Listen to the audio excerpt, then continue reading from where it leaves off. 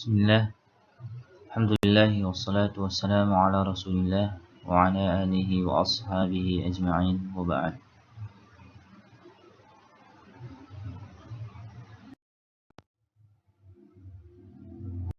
Kata dalam bahasa Arab, sebagaimana yang telah kita ketahui, terbagi menjadi 3. Yang pertama adalah isim, kemudian yang kedua adalah fi'il, kemudian yang ketiga adalah huruf. Pembahasan kita masih di poin yang pertama, yaitu isim.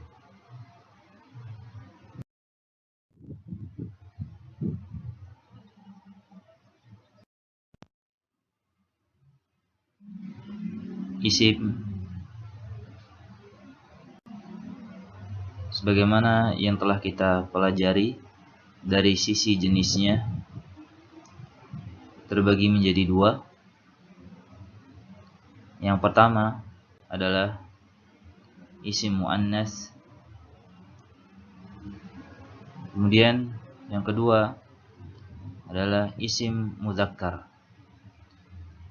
Pada pembahasan yang lalu kita sudah membahas apa itu isim muannas dan apa itu isim mudzakkar. Kemudian kita juga sudah mempelajari dari sisi spesifiknya isim terbagi menjadi 2. Yang pertama adalah isim nakirah. Kita sudah mengetahui apa itu isim nakirah. Dan yang kedua adalah isim ma'rifah, yaitu lawan dari isim nakirah. Namun pada isim ma'rifah ini kita belum menyelesaikan semua macam-macam isim ma'rifah. Sekarang kita akan lanjutkan pembahasan isim ma'rifah.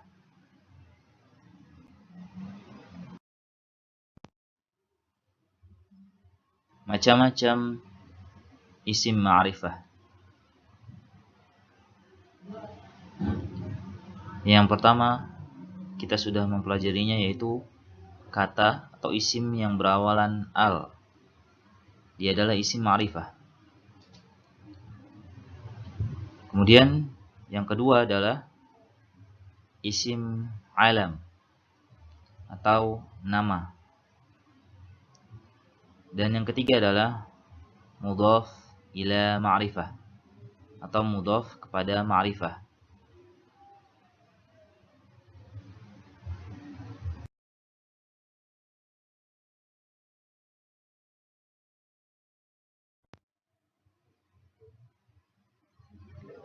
Isim ma'rifah yang pertama adalah isim yang berawalan al. Pembahasan ini sudah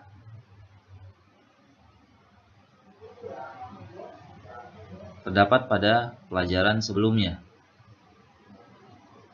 Contohnya seperti al-masjid. Ini adalah isim ma'rifah karena terdapat al pada kata al-masjid. Contoh lainnya adalah al-mudarris. Ini adalah isim ma'rifah, yaitu Pak Guru, karena terdapat al di awal katanya. Kemudian as-sayyarah, mobil, adalah isim ma'rifah karena terdapat al di awal kata as-sayyarah.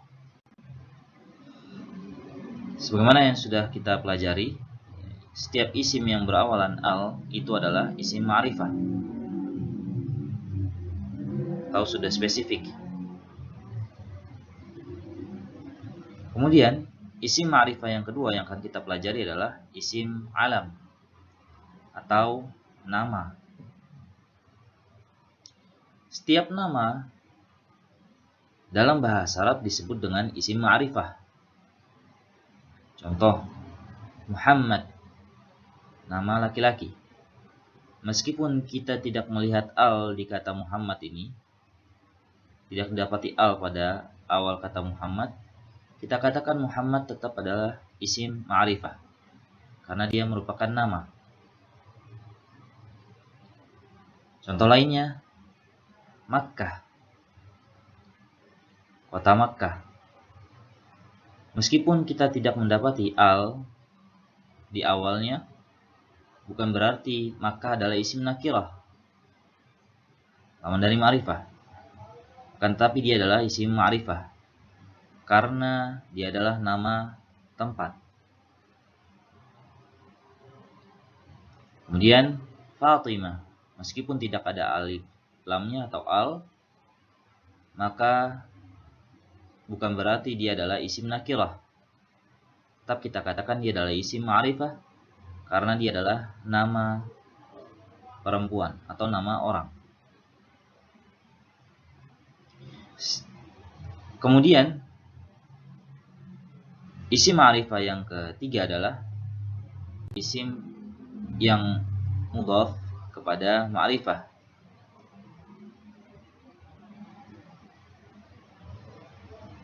Isim yang mudhaf ila ma'rifah.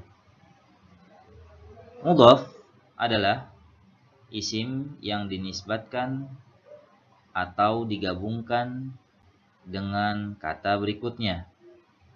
Kata berikutnya maksudnya adalah kepada isim ma'rifah. Kita sudah mempelajari dua macam isim ma'rifah, yaitu yang berawalan al, kemudian isim alam.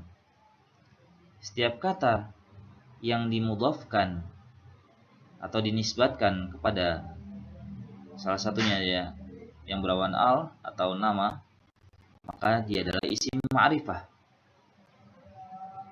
Contoh, kitab al-mudarris. Kitab kita tidak temui atau tidak dapati al pada kata awal kitab, pada awal kata kitab. Meskipun demikian, kita katakan dia adalah isim ma'rifah karena kata kitab dinisbatkan kepada kata mudarris, al-mudarris, yang merupakan al-mudarris adalah isim ma'rifah.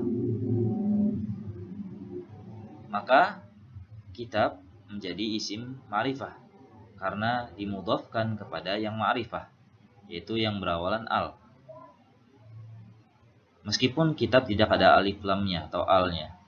Contoh lainnya adalah kata qalam Muhammad.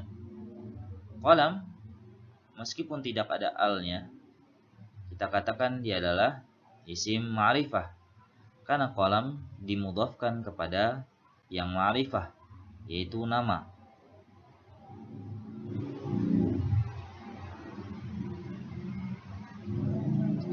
Contoh lainnya adalah miftah as-sayyarah, kunci mobil. Kunci dinisbatkan kepada kata mobil, kunci mobil. Maka kunci, meskipun miftah tidak terdapat al di awalnya, kita katakan dia adalah isim ma'rifah.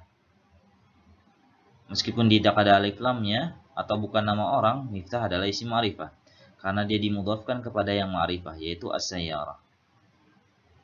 Tiga contoh ini, Kitabul Mudarris, buku Pak Guru, Qalamu Muhammadin, pulpen Muhammad, Miftahus Sayyarati, kunci mobil, adalah bentuk idhafah, yang mana kata pertama pada masing-masing contoh tiga ini, kitab adalah isim ma'rifah, qalam adalah isim ma'rifah, miftah adalah isim ma'rifah. Meskipun tidak berawalan al atau bukan nama orang ataupun nama tempat.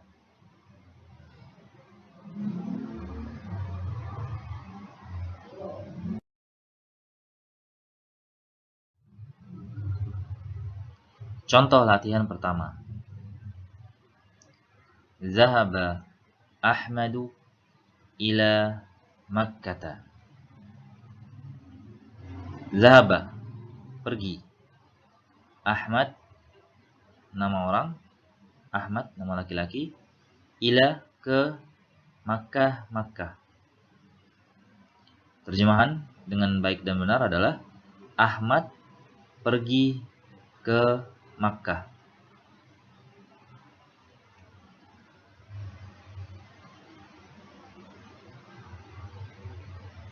Zahaba, kita tidak menemui tanda isim,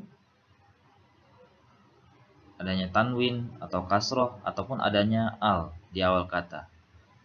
Maka zahaba adalah bukan isim, karena tidak didapati tanda-tanda isim.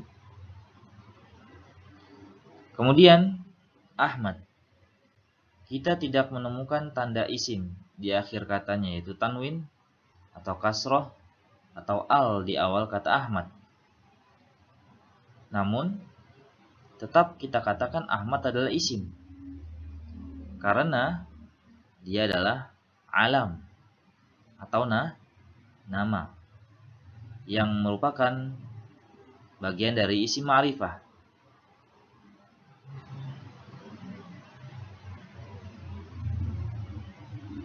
Meskipun dia tidak terdapat tanda-tanda isim yang telah kita pelajari. Kemudian ilah, kita tidak temui tanda isim pada akhir ataupun di awal kata ilah, maka dia bukan isim, karena tidak didapati tanda-tanda isim yang telah kita pelajari. Kemudian kata yang terakhir adalah Makkah. Maka pun kita tidak temui ada tanwin, kasroh, atau al di awal kata Makkah. Namun Makkah kita katakan dia adalah isim, karena dia merupakan alam atau nama tempat atau nama yang merupakan bagian dari isim ma'rifah. Maka kita katakan Makkah meskipun tidak terdapat al, dia adalah isim ma'rifah.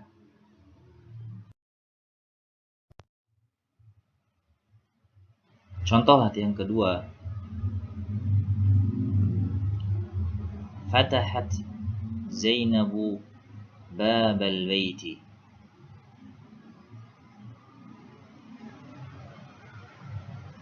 Fatahat artinya membuka. Zainab nama perempuan. Bab pintu. Al-bait rumah.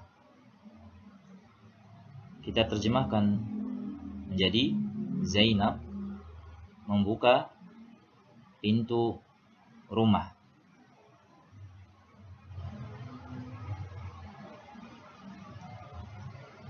Sekarang kita identifikasi.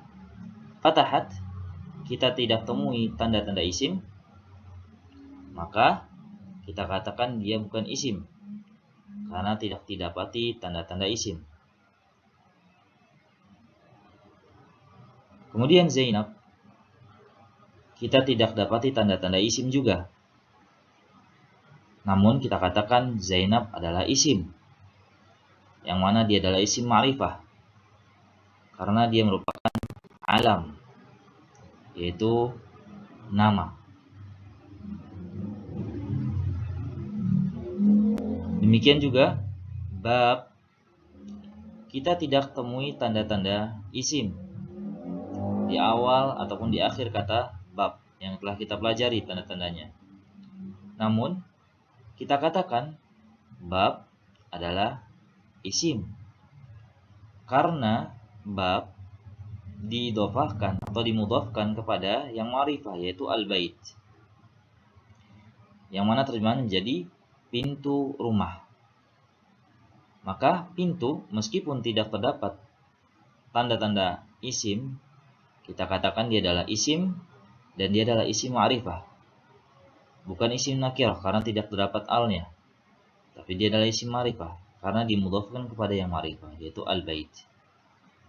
Maka bab kita katakan dia adalah isim ma'rifah karena mudhaf ila ma'rifah.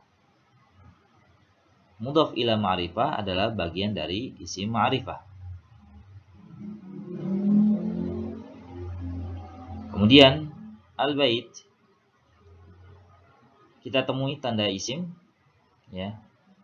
Maka kita katakan dia adalah isim karena berawalan al, dan dia adalah isim ma'rifah.